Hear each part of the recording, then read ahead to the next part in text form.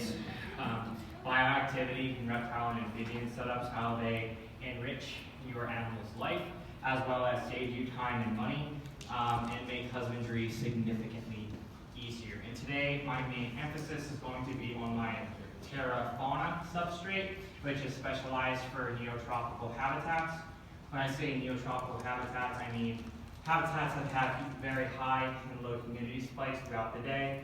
Many of the animals that dwell in these types of environments typically live in the understory layer of the rainforest and up.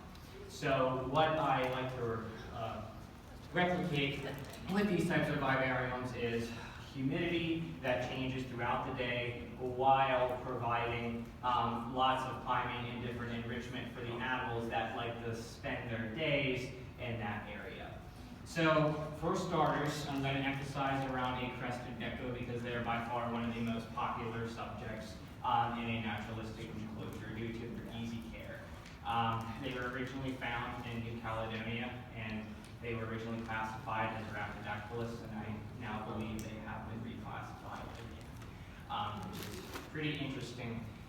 So basically what I'm going to start off with is the very first layer of your terrarium, which is the most important layer besides the substrate, and that is your drainage layer. So that is called the dude's HydroGrow. And what the HydroGrow does, it essentially replicates where all the extra water on planet Earth goes, i.e. the groundwater. So if you think of planet Earth, you have your continents, you have your biomes, and of course you have your bodies of water. Majority of the extra water goes into your oceans and rivers and things like that, but there's also groundwater, which is miles and miles underneath of us, which is rich of full of different life and things like that, that all come down to or benefit from the different processes that we try to replicate. So what we're going to do is I'm going to take the HydroGrow and I'm going to dump it in at the very bottom, just like this. Now it is a little dusty, and what the HydroGrow is, it is expanded perlite, and I like it because, for one thing, it is extremely porous, so you have a significant amount of surface area to work with. I like this over the hydro balls of the larger clay pebbles, or the rocks, because it's almost weightless. One 6-quart bag of my HydroGrow weighs 2 ounces, whereas a 6-quart bag of hydro balls weighs 5 pounds. I don't know what you'd rather lift up and down for the HydroGrow. So the initial layer is we dump in our HydroGrow, and we make it nice and evenly distributed. So as the extra water in your substrate is shot out of the substrate, it is going to go down into your drainage layer. What it does, it prevents the growth and buildup of anaerobic bacteria, which is bad bacteria and bad microbes that can essentially poison your vivarium, killing all your plants, killing all your essential microfauna, and in some cases with some animals it can even make them sick if left untreated for an extended period of time. The next step that I like to do is then introduce the second most important part is terraform. Now this substrate, like my 3 other ones, is specifically designed for the biome in which I'm replicating. So like I mentioned before, this biome, it has humidity spikes throughout the day. So what you need is a substrate that can hold a significant amount of water, but not hold too much water so it gets clogged and starts growing, again, bad bacteria. And that is what this is designed to do. So it's as simple as opening up the bag, and you just dump it right at the bottom. And some people like to use a screen protector that goes right on top of the perlite. I like to use that for burrowing animals to keep them away from the drainage layer, but if your animal does not burrow, I've never seen the need for it, especially since the perlite stays flat. The main reason a lot of people use the screen divider because the hydro balls have such different surface area that you have issues with your substrate falling down beneath the cracks. You don't have that with a HydroGrow. That's another benefit of using this system because all the water is going to go exactly where it's supposed to go. And your substrate is going to stay where it's supposed to stay. So after we do our layer of substrate, you can see the initial stages here. So we have our drainage layer, then we have the substrate. I then give it a light mist, right like this.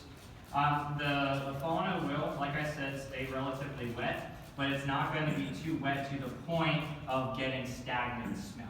It's always going to remain the perfect humidity regardless of the amount of water coming in, because that is what it's designed to do. The next step is adding your cleanup crews. Now, when a lot of people think cleanup crews, a lot of people are thinking, what in the world is that? Cleanup crews are found in almost every ecosystem on planet Earth. Some are found in the desert, under the deep, dense layers of the sand. Some of them are even found in oceans. Some of them are found in rainforests. They are isopods and springtails. Many people know isopods as roly-polies. You go outside and you see the little pill bugs in the leaf litter. What I have are very specialized cleanup crews from different areas around the world that fit into the biomes in which we're replicating. So in this case, I like to use the dwarf purples, the dwarf purple isopods, because they're very small isopods that stay in the substrate and break down your organic matter the fastest. So you take your isopods, and you dump your culture in. You then take your springtails, which are small arthropods, are also called wood lice. Okay? What these guys do, like the isopods, they go through the substrate, create beneficial air pockets. Air pockets are by far the key component of your soil. Without proper air pockets, your roots cannot take hold, and all the roots will get stuck and get compacted and eventually wither away and die. And they also break down your organic matter, which I will get into in a few minutes. So then you dump in your springtails and you dump in your springtails, excuse me. That's it. So now we have our cleanup crew established in the tank. Essentially, what they're going to do is breed in the tank, create a sustainable population in this tank, and play a major role in the biological processes which we are replicating in this system. The next step is we take biodegradable layer number 1. Now, I like to use sphagnum moss because it really helps with your plants, because a lot of plants at the base, they like to shoot out new systems, and they need a lot of humidity and a lot of moisture to do that. This really helps that take off.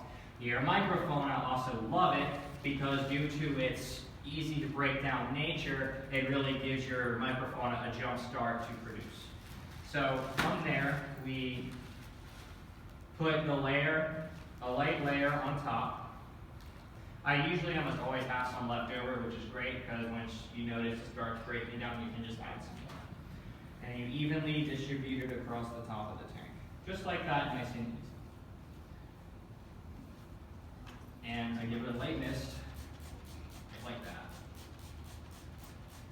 And then from there, we have the next step of biodegradables, which is your leaf litter. Now, what the biodegradables do is exactly as it sounds. They break down and give your tank organic nutrition. So your springtails and isopods, along with very specific type of bacteria that just happen to occur in these tanks when the specific components are added, start breaking down your biodegradables. As they're broken down, it puts in fuel into your substrate, which acts as a driver for your plants. It acts as a driver for the overall life inside of it, such as your springtails, your isopods, and even the animals in which you're keeping in. The soil is consistently rejuvenating itself. It's exactly what happens in every ecosystem, almost every ecosystem on Earth. If you go outside in the woods, what do you always see on the ground? Leaves. Everywhere. You see leaves because they are the fuel of most ecosystems. So my favorite part next is decorating the tank. So I think what I'm going to do, I'm just going to kind of go right like this. Then you're going to take your plant, and you're just going to plant it just like you would. You're planting a plant outside. You give it a light mist, and you're done. It's that simple. Now, Some of you are thinking, well, it cleans itself, so why would I want to really go through this whole process? It takes 15 minutes to set something up. When you do this, you do it once and you never do it again. This system is designed to replicate exactly what your animals need. In my opinion, if you are just getting into reptiles and amphibians, or if you're an experienced keeper such as myself, you're going to want something to make your life easier. I don't know about you guys, I'm not down to clean tanks every month. I don't like getting all the substrate, throwing it away, putting new stuff in a bunch of fake plants. It doesn't look very good, and honestly, it doesn't do much for your animal. And in my opinion, I'd much rather have something that not only benefits your animal as a whole, but also provides them with enrichment. Because that is what makes keeping reptiles and amphibians so unique, is that all these animals have such unique adaptations and such unique instincts that come alive in the tank that you see right in front of you when given an environment such as this. So if you take, for example, some of my other substrates, I have Terraflora, which is designed for your really humid biomes, for dart frogs and some tree frogs. The Terrafauna, which is what this is, designed for your neotropical habitats. The Terra Firma, which is designed for your grassland, shrubland, temperate forest. And then you have the Sahara, which is your arid deserts. The example of the Terra Firma is designed to maintain every tunnel that your animal makes. So if you, for example, our corn snakes, we have in a huge enclosure without this much substrate in it, you can see the network of tunnels that they've made. And the substrate just retains all of those tunnels. And when it does that, it not only helps keeping them hydrated, it also helps with shedding. It makes them feel more at home. It allows them to do what they as a species do naturally in the wild. And it's all about giving the animals what they deserve. Crested geckos in general, like I said, are really good for this because they're brilliant animals as far as their coloring goes, and they really stick out and have a nice, lush green environment for them. A general rule of thumb, after you have something like this set up, your maintenance is pretty simple. The biggest thing, you can't let the tank dry out. Like, if you let the soil 100% dry out, your microfauna are going to die. And you're still going to have an extremely good substrate, but you're going to have to reintroduce your microfauna again. So typically, you need to mist the tank every single day. When you wake up, just give it a nice heavy misting, and that's really, besides providing your night and day cycles and making sure your animal's fed, that's really it. Because you never are going to have to break down the tank again, or have to basically restart from scratch. Initially, you're going to have to spot clean your tank because your microfauna, springtails and isopods, are going to need to re-up their populations to create a sustainable amount. But eventually, it'll get to the point when your gecko goes to the bathroom, it'll be gone in 2 days. And it turns into organic nutrition for your substrate. So you're essentially, like I said, cutting and pasting what happens in nature. My main mission for what I do, I've been keeping reptiles and amphibians out 13 to 28. These are, there's no animals on Earth like them, especially with some of the animals like my tree frogs and things like that. And I feel like with the knowledge I have, it is my duty to not only make sure that these animals get the best care that they can possibly have, but to make keeping them as pets as simple as possible for not only their well-being, but for your pocket. Again, my name is Josh Halter. I am the owner of the Biodegradables, and definitely check us out on Facebook and YouTube and all the other good sites. Anybody have any questions? I know you're not supposed to use plants with pesticides on them, so what's a good place to get pesticides? Well, the plants that I get them specifically from a grower in Florida that does not use fertilizers, that does not use the nasties. If you get a plant, let's say Lowe's, Home Depot, Walmart, some garden centers do too. They are loaded with nasties. Biggest thing to remember is you're building an enclosed ecosystem. Everything that you put in here is going to stay. Everything. So if there's pesticide residual in some of your plants, it's going to get into your soil, it's going to leach in there. So if you're getting your plants from the source that you're not 100% sure where they came from, it's pretty simple. You get all the dirt off of the roots. So I like to take, as long as it's not too delicate of a plant, I hose off all the dirt attached to the roots, so it's just bare root. Rinse the plant off with water pretty well. You can use a 5% bleach solution, but if you've never done it before, I tend to tell people not to. As long as it's rinsed off really well and you let the plant dry and rinse it off again, you should be good to go. But I like to, with me, I'd rather pay a little bit more money and get ones that I know were grown, from a safe area. And it's the same thing with your leaves. All the leaves that I collect, I have to be really careful where I get them. Because if it comes from an area that has a lot of runoff or anything like that, you're bringing some nasty contaminants in here that potentially cause problems. So, that's just something to definitely keep in mind. And does anybody else have any questions? No. Did I babble? What's up? The springtails and isopods, so they clean all the poop and stuff off the bottom that's going to be completely gone. Yeah, so basically what will happen, if you are familiar, the white part, which are the urates, that's your urine, they really don't break that down. That's something that slowly dissolves over time. However, the fecal matter itself, they will engulf it and then just turn it into organic nutrition for your substrate. It essentially just becomes more fuel for your tank to grow and change. Yes? As far as water spots, like on the glass and stuff, what is the best way to clean it for viewing purposes? So, yeah, if you want to prevent the spots, don't use tap water. RO or distilled water, you will not get any hard water spots whatsoever.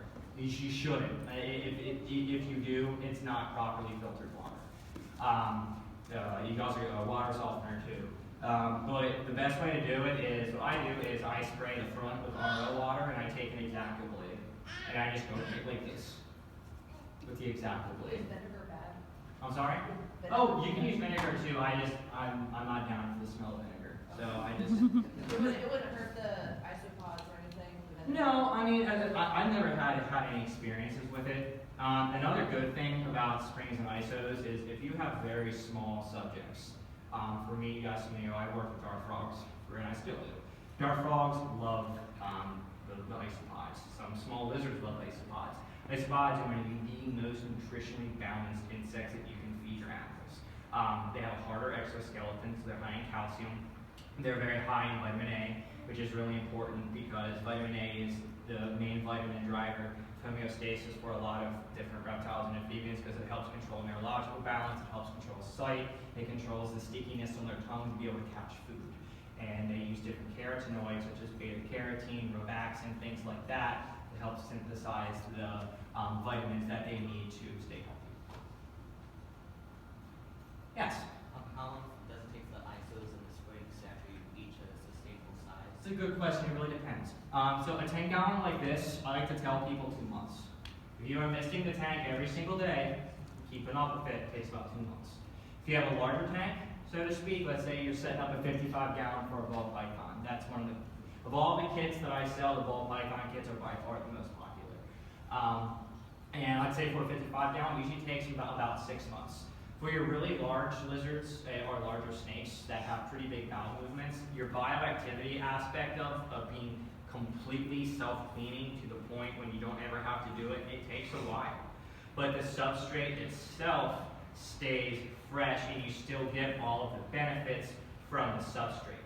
So initially, are you going to have spot clean? Yeah, you're going to have spot clean. But after it gets established and going, it's as simple as, enjoying your creation and enjoying the animals that reside within. But yeah. One more about springtails. I was reading something about using charcoal as a food source. You can. Charcoal is essentially, it's obviously it's very tough, but there's just something about it that they just really like. Charcoal is actually a part of ingredient in some of my substrates to actually help the springtail population. I also like to use the palm bark that I have, which is the axils of the palm trees. The more fibrous of a substance it is, and the longer it takes to break down, the more your microfauna are going to like it. Yes, sir. I usually mist every morning. In my frog room, my snake room too, I have a Vivarium mist king that goes off twice a day for 50 seconds, and that's how. I mainly specialize in tree frogs, and I have probably close to 15 tanks right now. Just in my one room. On average, it takes me an hour a week to take care of all of my animals because everything takes care of themselves. It's great. It's fantastic.